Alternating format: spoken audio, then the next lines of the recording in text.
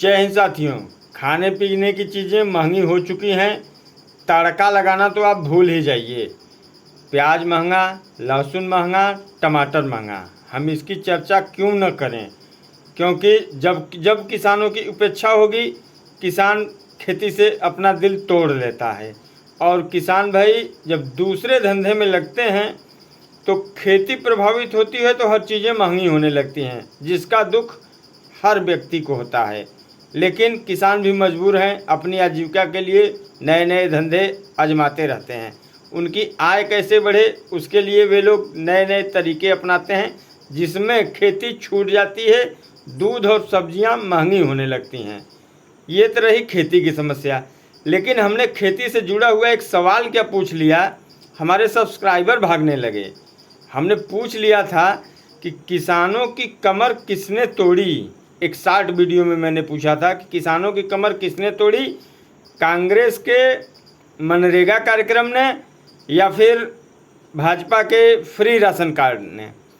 तो किसान भाइयों के रुझान आ रहे हैं। किसी ने कहा दोनों ने किसानों को बर्बाद किया, तो किसी ने किसी और को दे रहा है, जिसकी जैसी आस्था है। कोई कांग्रेस को दोष दे रहा है तो कोई बीजेपी, क्योंकि ज़्यादातर समय इन्हीं दोनों पार्टियों का शासन रहा।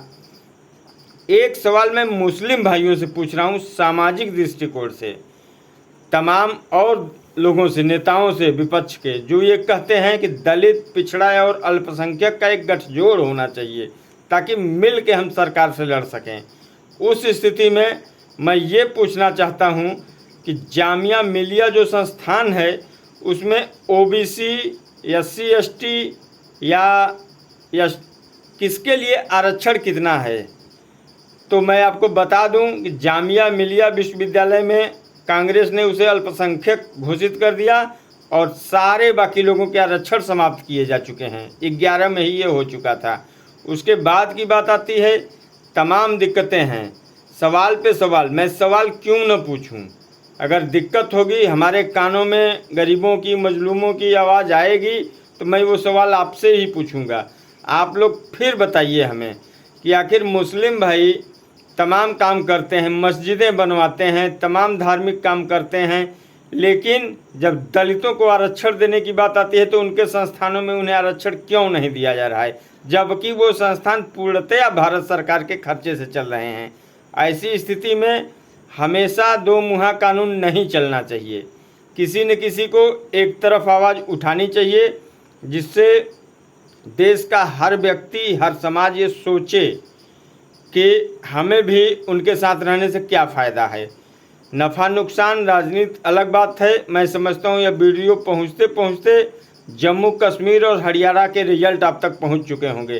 कौन सरकार बनाएगा, कौन नहीं, ये मैं नहीं जानता, लेकिन इतना तो तय है कि जनता जिसके साथ ज़्यादा से ज़्यादा रहेगी, वही व्यक्ति और वही नेता सरकार बनाने में सफल होते हैं।